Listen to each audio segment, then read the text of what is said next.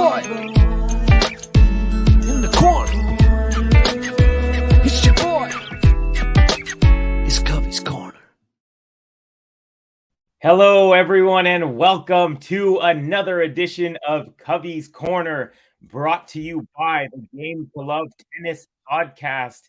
Yes, we're back after a week off. The reason was because our Indian Wells tournament was over a week long, and if I had done a Kavi's Corner in the middle there, it would have just been a little bit of an update of the first couple of rounds. So we just figured we'll push it till the end of the tournament. We'll probably do the same thing next week in Miami. So we might have to wait another couple of weeks for Kavi's Corner, but don't worry, I will definitely be calling some matches. And anyways, we had a phenomenal, was it 12 days or so in the desert in California. We have some champions, and let's get right to it.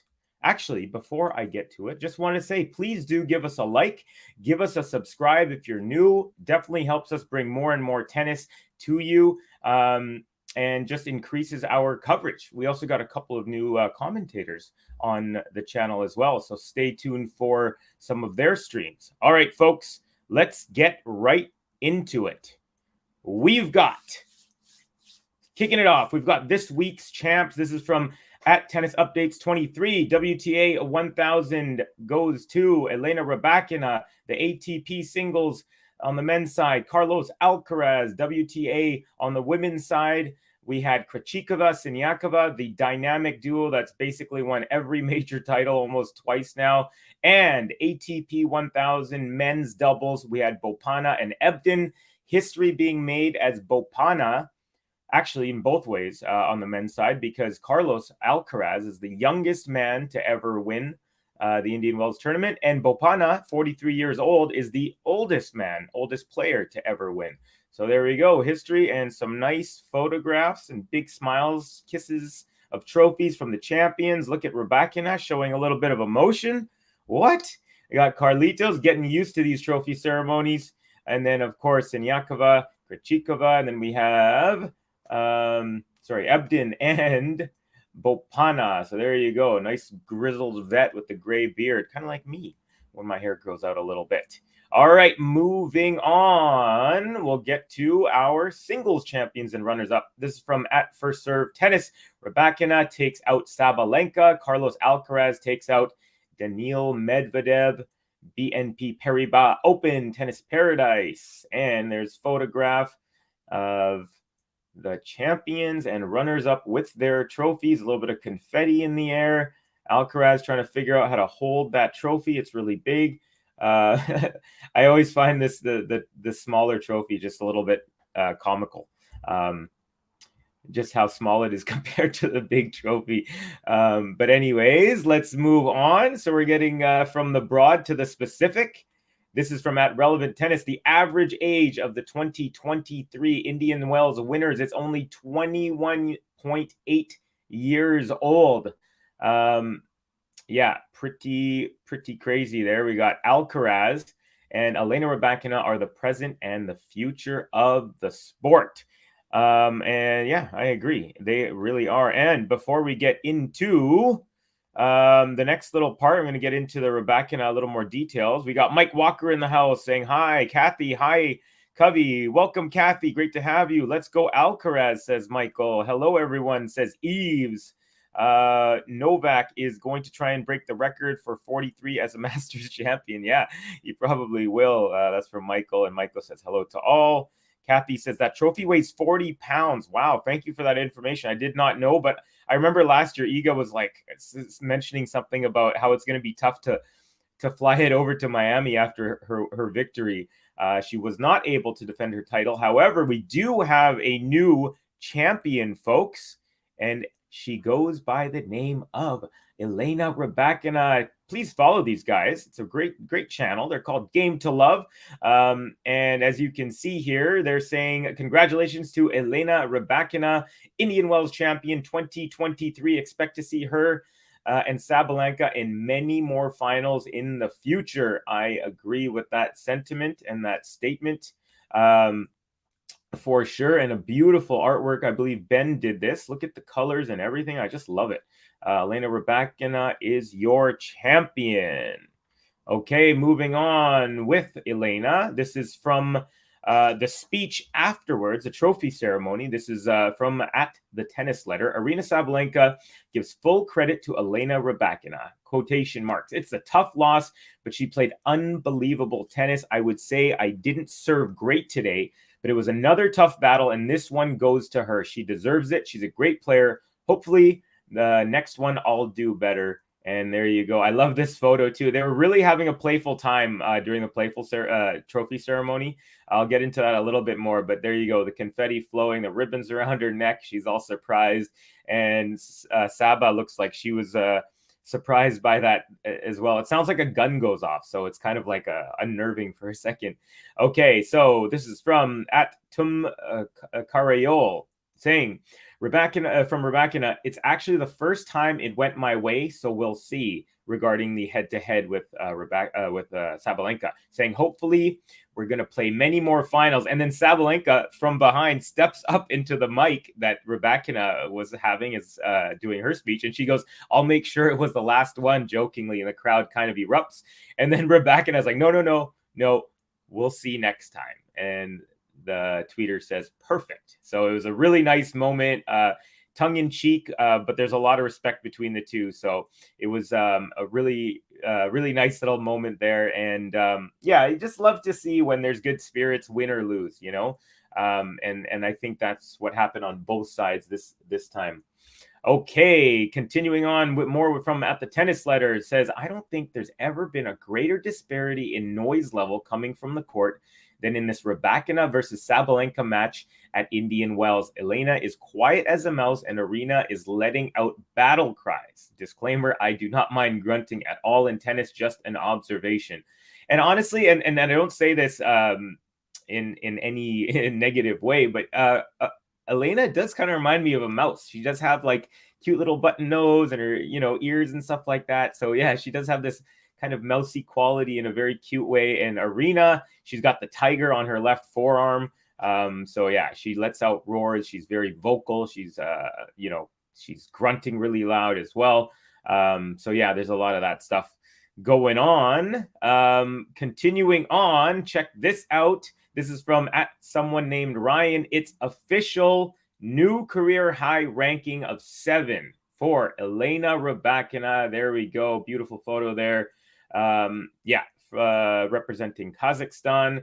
And it seems kind of weird, doesn't it? You feel like she's actually should have already been there because of her Wimbledon title at this high of a ranking. But alas, no one got points, and it was even for everyone, even though it was kind of uneven in that regard. But yeah, it just feels kind of like, I feel like she's already been there based on her resume, but now she's actually officially there. So big congratulations to Kazakhstan's Elena Rybakina. Quick water sip for me.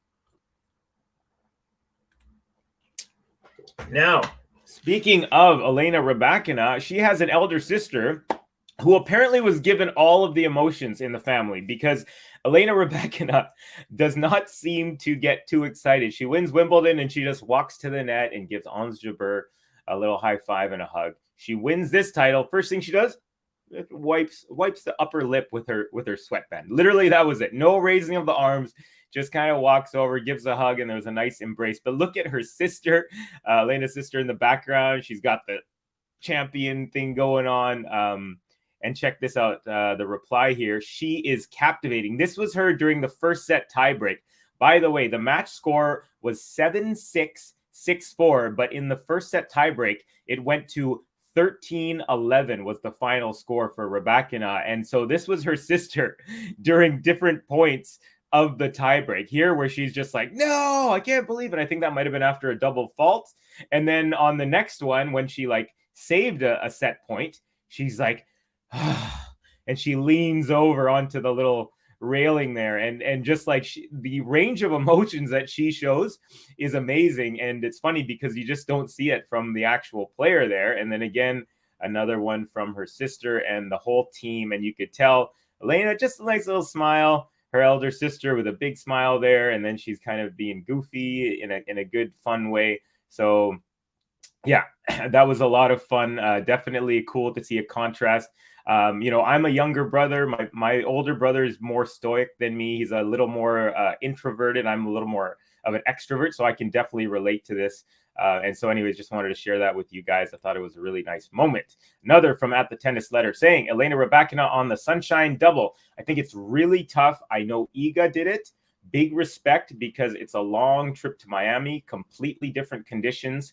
Plus, you have a 40-pound trophy in your bag. That's the goal in the end of the day. But when I go on court, I just try to practice and prepare for each match. I love this mentality.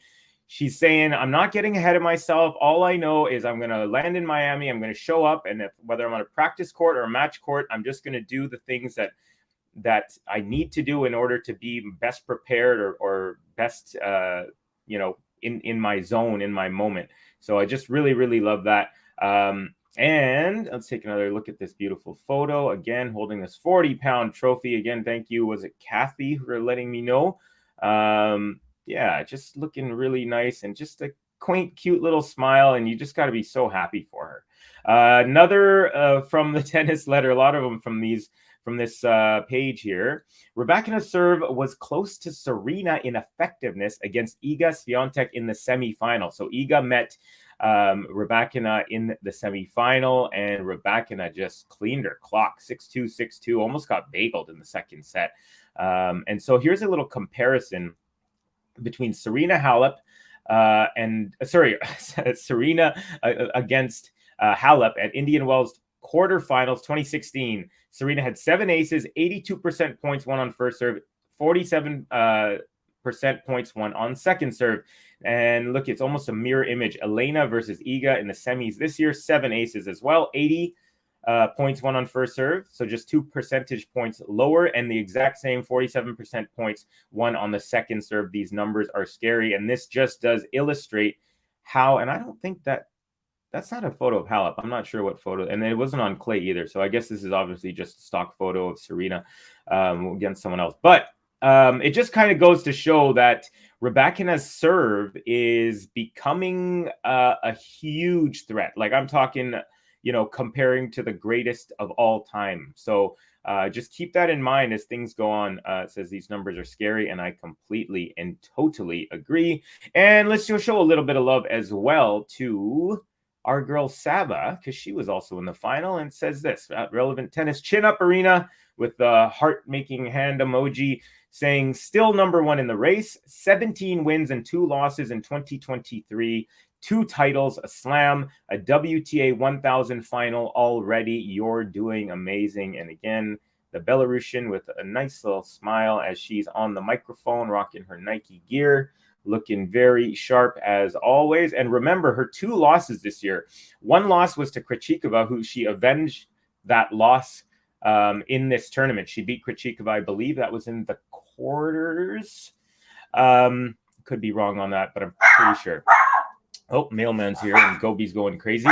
And the other loss was just yesterday, and she had already beaten Rybakina in the Australian Open final. So the 2 losses have been to players she's already beat. So that's saying something. Okay, folks, going to take a little bit of a break so I can take a look at our comments. And I've missed a few, but always tougher to get as many as I can here. But let's see here. Gene, welcome, Gene, saying, hey, everyone. Let's see. Gene saying, absolutely adore Elena. So happy that she won this title. Although I love Saba too. Same here. We got Kathy saying, in the doubles, the announcer didn't want the ladies to pick it up because he was afraid they'd drop it. They looked at him and lifted it. Yeah, that's come on. You're telling me Krejcikova and Siniakova don't know how to lift a trophy? I mean, they lift trophies on like a bi-weekly basis, those two. KC saying Saba clowning in that ceremony. Yeah, is definitely good. Tuz94, it's my boy in the corner. It's your boy. I love how Ben does that in the intro. It's your boy. Yeah, that's so weird, Kathy. I agree with that. All right. We got, KC saying loving Elena's sister. So there you go. You even mentioned that before I got into my section there. Gene saying Rybakina would have been number 3 if Wimby points counted behind Iga and Saba. And I'm going to actually get to a slide later on kind of out of order actually, because I had to insert it last minute. But there's a slide that insinuates a potential big three on the horizon. How are you? Says Eves. I'm great, man. I'm great. Thank you so much for joining. And again, please, anyone, Eves or anyone else, please do give us a like, give us a subscribe if you're new. By the way, we had an awesome tip battle between Adil Sankit and MJ, as well as a couple of others, and it was wild and raucous. It was just as wild. So thank you to everyone who contributed with likes, with subscribes, with comments, with tips to the channel during the Indian Wells tournament. It was a very successful tournament, I'd say, at every level. So here we go. What else we got? Oh, GSL. I was wondering where you were at. Late to the party. Sorry, Kavi. Never apologize. Gary, you never need to. You have a apology-free card from me. I will catch up and watch the beginning after the stream. Please do. We really appreciate that. Jean saying, Elena is the ice queen. Couldn't agree with you more. And he says, I said it before, and he'll say it again. Sean Power, England's finest. Will Medvedev have to change his style to play Alcaraz? Might be hard because that style seems to work okay against everyone else. You know what, folks? Let's get into, actually, one more from Gary and actually a couple from the women's. Then I'm going to get into the men's side here. So this from Gary saying, Arena remains mentally strong, serene, and happy after a tough loss. I'm not abandoning the Saba trade. Neither am I. Neither am I. I'm not worried about her at all. You can't win them all. She's 17 wins and 2 losses. I mean, what can you say there? He's saying Rybakina is proving to be a threat this season and validating this Wimbledon title. And you did give a like. Thank you very much, Eves. I really, really appreciate it. And Jean saying, Kavi, do you think Saba started to double fault because of the pressure of Rybakina's return or not? Honestly, I think she's over the double fault because of the opponent. I feel, and I don't know what the answer to this question is. It's a great question, Jean. But I feel it's just, she just kind of wasn't having a great serving day. I mean, 10 double faults in the first set alone is a massive number. That's 2.5 games worth of faults you've given up. And I mean, like, big double faults in the big moments. I didn't feel like it was like the intimidation. I think it was just, again, I just felt like she was just having an off day and sort of reverted back, not fully to her old ways or anything, but yeah, so that's kind of a half answer. Hopefully that suffices for you there, Gene. But yeah, that's what I felt. I don't think it was due to Rybakina. I felt like it was more of an internal thing. Okay. Delicious water, by the way, here in Vancouver. All right, let's get moving to the next part. We're 20 minutes in. That's a good time. Check it out, folks, at Relevant Tennis. 3rd Masters 1000 title ends Medvedev's 19-win streak, won 3 titles, Rotterdam, Doha, Dubai, all back-to-back-to-back, and made a 4th final in 4 straight weeks. Last player to do that was Goran Ivanisevic in 1996. So very rarefied company. Congrats to Daniil Medvedev. However, a little bit more of a congrats to the youngest ATP player to complete the Sunshine Double at 19 years old. Folks, he hasn't even made it to 20. That is just crazy. He's back at number 1, and his name is Carlitos Alcaraz. Takes out Medi 6-3, 6-2, roaring after victory. Back at number 1. He is the champion. Carlos Alcaraz becomes the youngest ATP player ever to compete the Sunshine Double, as mentioned. So how about it, Carlitos? Phenomenal performance. Dominated this match. Absolutely dominated. Yeah, it was really crazy. Here we go from Adarsh. Also at Alcaraz season. 4 big titles, 19 years of age. Carlos Alcaraz. And look at that. You got the Miami title. We got the Madrid title. We got the US Open trophy. And now Indian Wells. 4 huge titles. What's that? 1, 2, 3. 5,000 points worth of winning just in one photo there. So that is Carlos just rolling through the competition. Let's continue on from at Bastian Fashan saying Indian Wells isn't the 5th slam, it's the Pink Slam, because Pink was there for the entire time. She did some exhibitions at the beginning and stayed all the way through and got to watch Alcaraz win in Pink as well. Moving forward, this I really love. At the Tennis Letter, Carlos Alcaraz. I have no doubts about my shots. I really trust in every shot I hit. As I said, That's why I'm playing a great level, because if I miss, I don't mind. I don't care about the miss. I'm just trying to hit 100% in every shot and having no doubts about the shot. Now, this really reminded me of Michael Jordan. I remember someone interviewed Michael Jordan, and they basically, I forgot the exact question. This was a while ago, but it just riled up the memory. Basically, someone said, "Hey, Michael, like, what if you miss?" And Michael Jordan says, "I never, ever think or worry about a potential miss. Why would I worry about something that hasn't happened yet? I just go to shoot the ball into the hoop." Basically, again, I'm paraphrasing, but I just love that mentality, that attitude. And it totally reminded me of what Alcaraz said here. Like he says, I love how he says, "I don't care about the miss." There's something so powerful in that statement to me. Where he has the ability to just let it go. He just let it go. Bad shot, no worries. Bad shot on a big point, no worries. Oh, missed a drop shot into the net on a huge point, no worry. Just keeps on playing. Never gets shy to do what he just did unsuccessfully again. Meaning, if he missed, a drop shot on one point, he'll try it on the next point, and that proves that he believes in what he's saying. So just absolutely love that. Now we'll get on to this from at Jose Margato. This is it from the trophy presentation. Medvedev on Alcaraz. You already have amazing achievements in your career. Winning Indian Wells is one of them. You are probably the most respectful player on tour, saying hi to 300 people per day. And I have seen this sentiment a few times now. A lot of people say Alcaraz goes and says hi to everyone. He even signs autographs on match days. A lot of players don't do that. And he often waits until every single person has gotten a photo, a selfie, a signature, or whatever. And then he was even talking to Jim Courier. There was an 8-minute interview on the Tennis Channel. I highly recommend everyone to check it out. Jim Courier and the host of Tennis Channel, I forgot his name, they interviewed him right after on their set there. And basically Jim Courier was like, thank you for spending time with my two kids. And Alcaraz was like, my father is a huge fan of yours, Jim. So I'm the one who was honored to take a selfie with you. And I sent it to my father because in Spain it was Father's Day, which Alcaraz, funny enough, said, "Oh, I didn't have time to get him something. So hopefully this title will be enough. I'm pretty sure your father will be okay with you winning a Masters 1000 for the third time at 19 years old as a gift." But yeah, it's just Jim Courier was just, he was saying, "I saw you on match day and you're giving everyone their signatures, you're giving your time." And Alcaraz just said, "It's easy for me to do and it brings joy to others. And so I have no problem doing it." And again, love it. He's a great ambassador for the game. And to be so aware at such a young age, it just goes to show that this guy, barring, unfortunate events, injuries, he should have a really nice long career, likely at the very top for most of it. All right, continuing on. This is from at Daniil Medvedev, at Daniil Medved.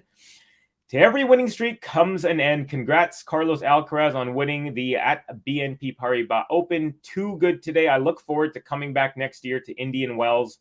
Thumbs up to a faster court." And got the funny emojis. Of course, he was talking about the court speed. He even said in the trophy ceremony, he said, actually, let me finish this. He says, "Thank you for a wonderful 2 weeks."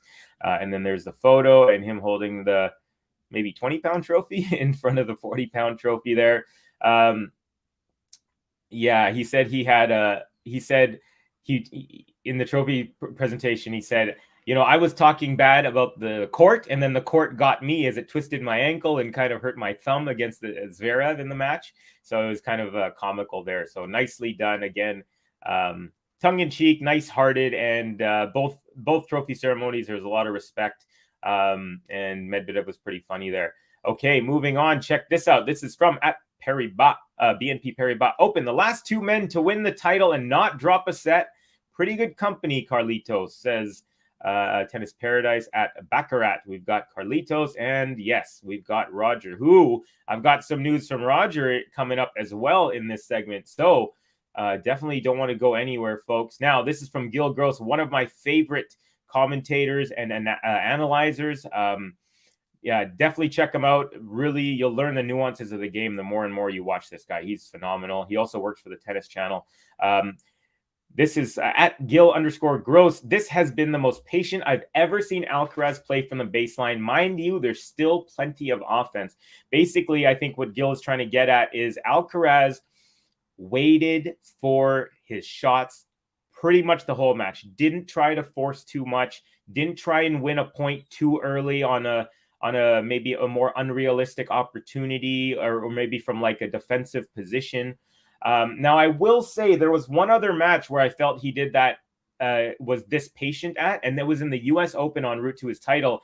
He took out Jenson Brooksby, the American, and he took him out real easy. It was 6-3, 6-3, 6-3. But I remember in watching that match thinking the exact same thing, that same sentiment, because when you're playing a pusher like Brooksby, you get frustrated if your shots aren't working. So Alcaraz knows Brooksby has no weapons. And I'm not trying to be rude to Brooksby, but he literally has no weapons. He doesn't have a big serve, doesn't have a big second serve, doesn't have a big forehand, doesn't have a big backhand.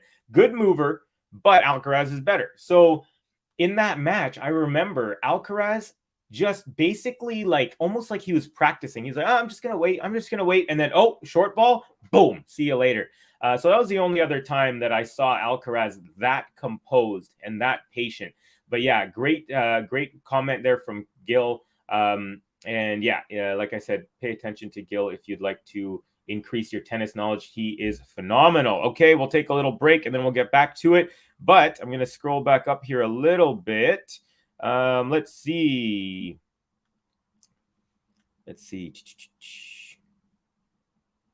We got Kathy M saying, she said in her press conference, pretty much old habits. I think talking about Sabalenka with the double faulting. Jean saying okay. Eve saying Carlos Alcaraz. KC with GTL. Vamos. So happy is KC for the Alcaraz victory. Eve's Carlos can win many more big titles. I totally agree with you, my friend.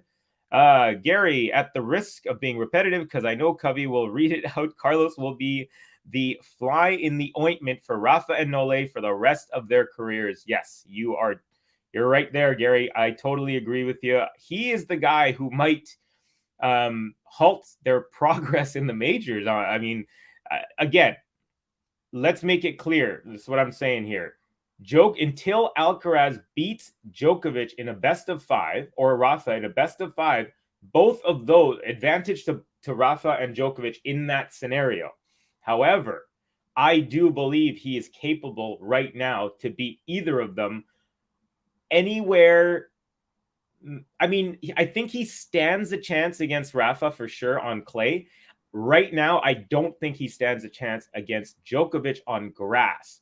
But at the other tournaments, I think, I think it's a toss-up. I don't, you know what I mean? But again, we have to say that it is advantage Rafa and Djokovic until we have him beat one of those in a best of 5. So just throwing that out there, because I don't want to say, oh, Alcaraz can do it and he's going to do it. I do believe he is and will, but still have to be very clear about that. Until it happens, it hasn't happened.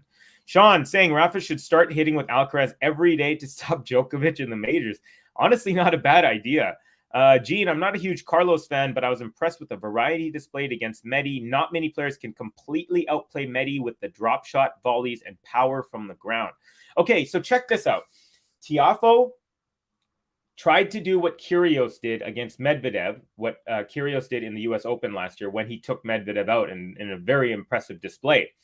Serve and volley like crazy. Now, Tiafoe was doing the same strategy, but he wasn't running up. He's not fast enough, or he just didn't recover from the serve and then get to the net fast enough, because when he was going for the serve and volley, Medvedev was returning the ball and it was landing over the net and forcing Tiafoe to do a half volley. So let it bounce, and then right after it bounces, he hits it off the racket, bounces up, Medvedev comes in, boom, smacking winners. Alcaraz is a different animal. First of all, he pushes him out wider with the serve. Then he comes in quicker and he catches the ball before it hits the ground, because Medvedev knows they're going to try and serve and volley, so he tries to make it dip real quick after it goes over the net. So Alcaraz executed the strategy better than Tiafoe. Tiafoe had a good strategy. Another thing that Tiafoe did well was take pace off to get more angle, because he knew that Medvedev is so far behind the court. If you pull him off, now that was a pretty good strategy, but in the end, it just didn't end up working for Tiafoe. Alcaraz again did the same thing. Not as much. Alcaraz more power, but there was moments when he pulled him off court, and then there was even a game where he won 3 straight drop shots on 3 points. I mean, who does that to Medi? Medi is one of the fastest players. He's 6'6". He's lanky. He can get a racket on virtually any ball. He got drop shotted 3 times, double drop in one game. It was absolutely crazy. Just crazy, folks. Okay. Eve saying Carlos has the most varied playing style, in my opinion. Gene saying of the next gen, for sure, yes. GSL, Carlos is going to win me over slowly but surely. There is nothing to be critical of. He's great for the game. Yeah, his attitude is great. It's never like when he pumps up the crowd, he never does it at the expense of his opponent. He does it because he knows that the crowd has been electrified, and then he'll do one of these and he'll do one of these. But he's never, you know, there was even a moment when he beat Sinner in the tiebreak. No, yeah, I think he beat Sinner in the tiebreak on like a really nice point. And then he did just a real quick little celebration, but then they had to cross each other at the end of the net to get to their benches. They're on the opposite sides of where they were. And Alcaraz subdued himself. Then as soon as he passed Sinner, then he looked at his box and celebrated again. So it's like he was like respectfully not celebrating in front of him as they passed. And then his second Sinner couldn't see, he was like, okay, now I'm going to just release a little bit of, and I just love that. I just thought that was so classy. And again, that's kind of what he does. Kathy saying, they said on the ride to the match in the cart, he was waving to kids, employees on the way, just saying hi, just really ebullient. And I actually saw a video of that, Kathy. And yeah, it was funny because Medvedev was holding the seat in front of him. He was in the middle facing forward, same way as the driver, and he was holding the seat in front of him. And Alcaraz was in the back with one of his legs up, and he was just waving at every person who was kind of yelling Carlitos and stuff. So yeah, very, very chill. Gene saying pusher, Kavi, love the tennis terms, Kavi. Yeah, for sure. I mean, really was. In that match, Brooksby was a pusher. Sean, the best I've seen Alcaraz play was the first set and a half against Tsitsipas in Barcelona. I agree with you. That was one of the craziest displays. I mean, drop shots, lobs, he did everything. And he pissed Tsitsipas off so much that Tsitsipas whipped a ball at him as hard as he could and missed him and that was for the set point in that game in the first set. Me and my bro were laughing at how crazy it was. Totally agree with you there. Gary saying Spanish tennis fans are going to become torn about who to root for if when Carlos and Rafa play. Yeah, I mean, I think it's a passing of the torch sort of situation. I would assume, but based on tennis Twitter, which sometimes I am on, like I said, I've mentioned many times, there is animosity between the big three, and now I'm starting to see fans of the big three like kind of always rooting against whatever Alcaraz is doing. And I find that kind of funny, but I think in general people appreciate. What I'm more worried about, Gary, is the women's side on this of Spaniards, the Spanish tennis. We got Muguruza dropped like 7. Sorry, Muguruza has been off for a bit, having a little break because she's just had a horrible time lately, and Badosa dropped a bunch of spots, which we'll see in a second. We got Wedien Hamedi. Hi from France. Vamos, Carlitos. Welcome. Thank you for joining us all the way from France. Really, really appreciate having you in the chat here. Let's see. GSL saying, as a Joker fan, I'm not worried about Carlitos at Wimbledon yet. Yeah, I don't think I would be worried yet either. But yeah, I understand the sentiment wholeheartedly, Gary. Okay, we're going to get into a few more slides. We're already 35 minutes. I'll try and end it in the next 5 minutes, but some history to talk about. Speaking of Spanish tennis players at Tennis TV, check this out, folks.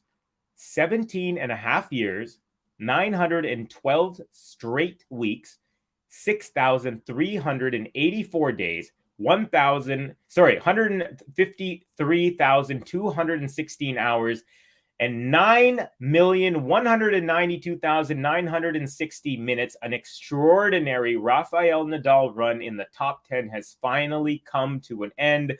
What a run, Rafa. And that's when it started. and this is when it ended appropriately, full circle, rocking the orange. Rafael Nadal's record streak of consecutive weeks in the top 10 has come to an end. 912 weeks, just a complete and absolute amazing achievement. Wrote down a couple of things regarding this. First, when the streak began, Twitter did not exist. When the streak began, the first YouTube video was the first ever YouTube video ever uploaded was uploaded 2 days before this streak began. Alcaraz was 1.5 years old, and Linda Fruhvirtova was 6 days from being born. So there you have it, folks. We have fully formed human beings that have become pro tennis players since that time. Just an absolutely amazing streak, and unfortunate that it had to end on a injury, but Rafa did make it through several different injuries. So just a formidable career so far. It's not over yet. And I'm really excited to see what happens in the next 2 months because, of course, his home court, Philippe Chatrier, we got that tournament at the French Open coming up pretty soon now. Here we go at Eurosport, 912 weeks later. Nadal's top 10 streak comes to an end. By the way, he is now officially number 13 in the rankings. A truly legendary one. And this is what the ATP top 10 looks like without Rafael Nadal for the first time since 2005. We got Carlitos, number 1, Djokovic 2, Tsitsipas 3, Casper Ruud 4, Daniil Medvedev 5, FAA is 6, Rublev 7, Rune 8, Hurkacz 9, and Taylor Fritz drops from 5 to 10 after he was unable to successfully defend his Indian Wells title. Last year, he did beat Nadal in that final. He ended up losing in the quarterfinals to Jannik Sinner. That was a great matchup, took 3 sets. All right, continuing on. The women's side, tennis updates 23, WTA top 10 after Indian Wells. We've got Iga, we've got Saba, we've got Pagula, we got all the A's. We got Garcia, we got Ons Jabeur, we've got, she dropped 1 spot, Garcia moved up. Goff is number 6, Rybakina 3 spots from 10 to 7, Kasatkina 8, Belinda Bencic is number 9, and Sakari drops from 7 to 10. Biggest movers, Halep down -6. Of course, she's still out with the doping scandal thing. And then we also have Badosa down 7 spots, as I was mentioning before, to number 29. And a big, huge jump from Karolina Mukova. She went up 21 spots to number 55. So congrats to the Czech player there. All right, fun fact time. We got from @FollowDaisy. Fun fact, Carlos Alcaraz and Iga Swiatek are the first players born in the 21st century to win a Grand Slam, be ranked world number 1, and be the 28th players in their respective tours, WTA, ATP, in Open era history to hold the number 1 ranking. So pretty interesting commonalities there. Funny how sometimes the world sort of lines up like that. All right, some more news from Iga. This I'm very excited about. As you know, I love talking about the kits of the players. I always run through what each player is wearing in every stream that I do. And I am very happy to announce that the ASICS kits will no longer be Iga's kit because they did not do a great job. I don't know if they gave her options and she chose boring kits, but whatever the case may be, I never liked her kits. They weren't flattering. They weren't eye-catching. In my opinion. So check this out at Relevant Tennis. Swiss company On, of which Roger Federer is one of the major shareholders, has announced the signing of world number 1 Iga Swiatek, Ben Shelton, and 16-year-old Joao Fonseca. Roger said they demonstrate On's competitive spirit and embody current and future champions of the sport. Why wouldn't you get Ons Jabeur on there, Roger? That's like the perfect setup. Just being silly. But look at that. They already look like Iga already looks like better than she has, in this photo. Although I really hope she's not just wearing all black in the heat of Miami. Ben Shelton also rocking it with the chains, looking very, very stylish. Another Ben Shelton here. Just because haven't really gone over some of his impressive accolades. This is from @on_running. Meet our newest tennis ace. Welcome to the On Tennis family, Ben Shelton. 2022 NCAA Singles Champion, the ITA National Player of the Year, 2023 Australian Open quarterfinalist, and in his first time leaving the country, believe it or not. You can catch him in action at the Miami Open this week. So both players will be rocking attire from On starting in this tournament in Miami. So very, very much looking forward to that is I. This is another one. This is in regards to Miami as well. This is just a little shot at JG and Ben because the Canadian Bianca Andreescu is going to destroy the British girl who actually was born in Canada, by the way, in Toronto. So I don't even know how the Brits even claim her. But Bianca will face and destroy Emma Raducanu in round 1 of Miami. Bring it on. Let's go, BB. And that's from at Tommy at BB Army _UK. So this guy's a Bianca fan from the UK. This guy knows what's up. So yeah, anyways, being facetious, of course, but nice little battle. It's always good to rib the players. But hey, they both each have a major US Open title, although Bianca also has Indian Wells and Montreal, and there you go. So continuing on, and this is from at Bastion Fashan. This is the slide that I should have put kind of near the beginning, but I forgot to put it in, insert it right before I got on the air. And it says, over the past 12 months, Swiatek, Rybakina, Sabalenka have collectively won Indian Wells, Iga, Miami, Iga, Rome, Iga, Roland Garros, Iga, Wimbledon, Rybakina, US Open, Iga, Australian Open, Sabalenka defeats Rybakina, and then Indian Wells, Rybakina defeats Sabalenka. This is beginning to look like a big three. And honestly, they are the cream of the crop. They have risen. And I mean, for any big title, I really find it hard for either of these three to not make at least the quarterfinals. Like they should be like no problem, if not the semis. That's how I feel about that as well. So I think that we might have a little bit of an era here. I don't see, you know, like Pegula kind of making her way in there. I could see Ons Jabeur. But Jabeur, I don't know if she has the power to match these three. Will be interesting to see, though. Very interesting to see. Okay, folks. One other thing. So the men's draw came out right before I got on the air. It's from at Relevant Tennis. I didn't do too many of these. This is the only one I'm doing of the pathway to the final, but you can definitely check it out. And of course, I will be covering all the ongoings of what happened in Miami after the tournament is done. But here we go. World number 1, Carlos Alcaraz's potential path in Miami. Round number 2, Bagnis or qualifier. Round 3, Cressy or Murray. That would be awesome if he faced Murray there. Round 4, Fokina, Nakashima, Paul. Paul or Fokina would be a good one. Quarterfinal, definitely would love to see Rune or Fritz, because I believe Fritz has never played Alcaraz, and I would really like to see what happens in that matchup. Semi-final potential is Casper Ruud, Zverev, Sinner, Dimitrov, or Rublev, and the final potentially Hurkacz, Norrie, Medvedev, FAA, Tiafoe, Tsitsipas. Do you think anyone on this list can take down Carlitos, or will he defend his title? Let me know in the comments. And just a couple more slides, man. I'm going longer and longer with these, but there was a lot of things that happened. I just want to say this is from Lawanda at Lawanda50. I don't know if you know who Lawanda is, but she's prominent on Twitter and tennis Twitter. She goes to a bunch of the tournaments and is known for taking selfies with every player, and even the players know who she is. So she says, at Sloane Stevens, happy birthday to you, a bunch of emojis. And I just thought, hey, yeah, that's great. Happy birthday to Sloane Stevens. We should wish her happy birthday. She is the tennis community. She's a major champion, and she's just a beautiful person on and off the court by all accounts. So just wanted to throw that out there. Okay, folks. So I'm going to go through a couple more comments, and then it's going to be really easy one today, but we're going to go through our players of the tournament. Let's see. Ellis is asking, what do you think of Cameron Norrie? He beat Alcaraz on clay in Rio. I think Cam Norrie is a very formidable opponent. I still am questioning if he has the weapons to win a major, but I think he's a great player, and I think he should be in the top 10. I'd like to see him get into the finals, at the ATP finals at the end of the year. He's been playing really great this year.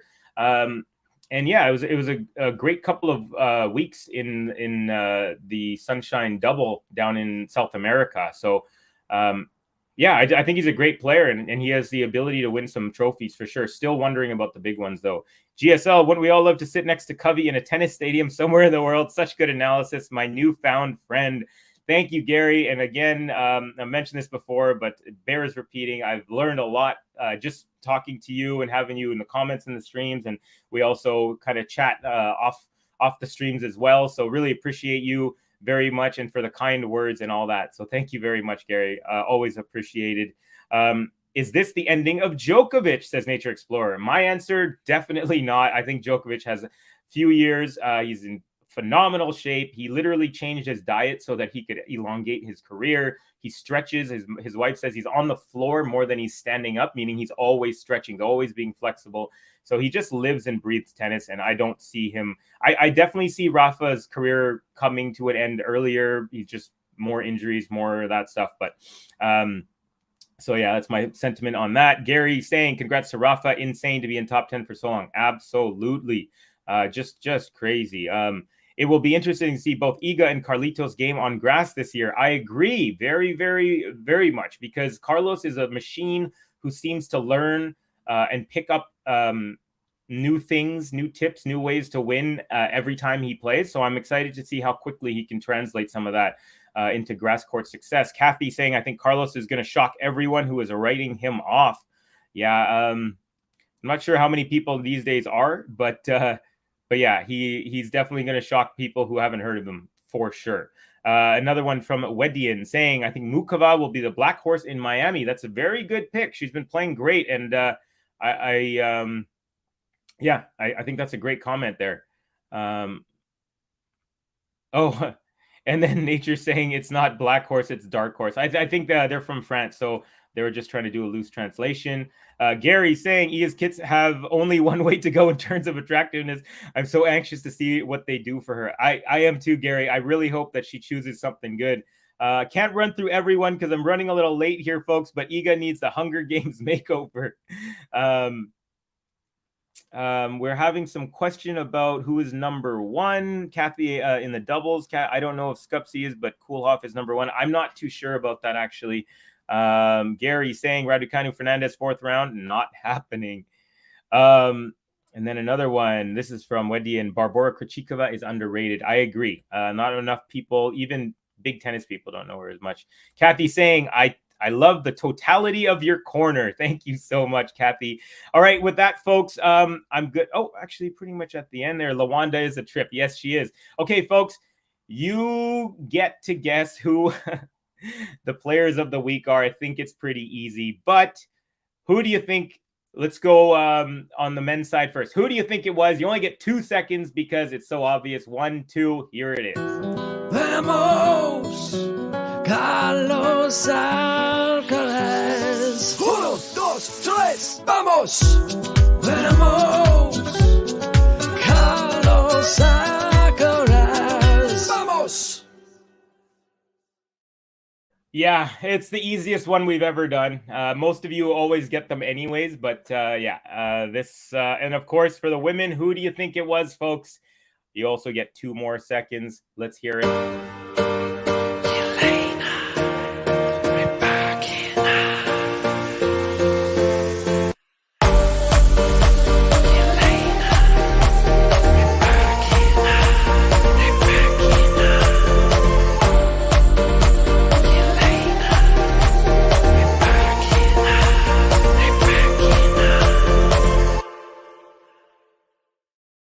All right, folks. So, Gary, could it possibly be Carlos and Elena? You hit the nail on the head as you normally do, Gary. Yeah, so let's see here. One last couple other ones. We got Kathy M, Black Dark. Let's just say underdog to make it easier. I like that. Kathy saying, what was it? Here, either black clouds or dark. Are dark clouds, but not all dark clouds are black. Can be gray. Yeah, exactly. So avoiding the gray area. Hey, great pun to end it. All right, folks. I just want to put up one last slide before ending it. And it's a really beautiful slide. And it's from one of our champions. Let I'm going to take myself off the screen. And then I'm going to put this lovely photo on the screen. Let's see, right there. And we're going to just end it with that. This is from @thetennisletter.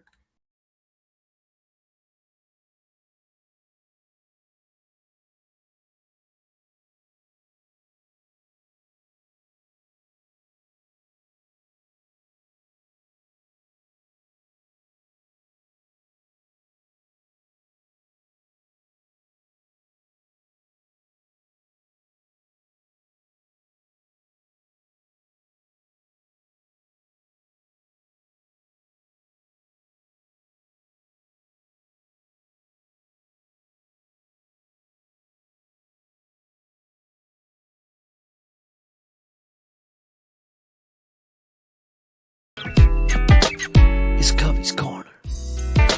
Give it a like. I said give it a like. Leave a little comment, share the video, and hit subscribe. That's right. It's your boy in the corner. Check out this other